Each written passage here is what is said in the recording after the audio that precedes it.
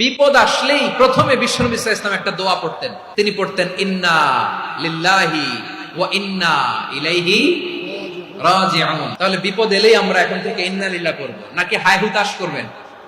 একদল আছে হায় হুতাশ করে, হায় আল্লাহ রে মোর কি হইল রে, মই কি হরমু রে, মই কমবে যামু রে, এরকম বিলাপ করতে নিষেধ করেছেন বিশ্বনবী। কি করব, কই যাব, কি হবে, হায় হায়, এরকম হাহুতাশ আছে না নাই? বিশ্বাসীরা হাহুতাশ করে না, তারা ইন্না লিল্লাহ পড়ে। তারপরে বিশ্বনবী পড়তেন আল্লাহুম্মা আজুরনি ফি মুসিবাতি ওয়াখলুফ লি খায়রাম মিনহা। একসাথে প্রথমে পড়তেন ইন্না লিল্লাহি ওয়া ইন্না ইলাইহি রাজিউন, তারপর পড়তেন আল্লাহুম্মা আজুরনি ফি মুসিবাতি ওয়াখলুফ লি খায়রাম মিনহা, মানে আল্লাহ এই যে আমি বিপদে ধৈর্য ধারণ করলাম এটার সব তুমি আমারে দাও, আর যেটা হারালাম এর চেয়ে ভালো কিছু দিয়ে মেকআপ করে দিও, ভালো কিছু দিয়ে বদল করে দিও। সুবহানাল্লাহ পড়েন।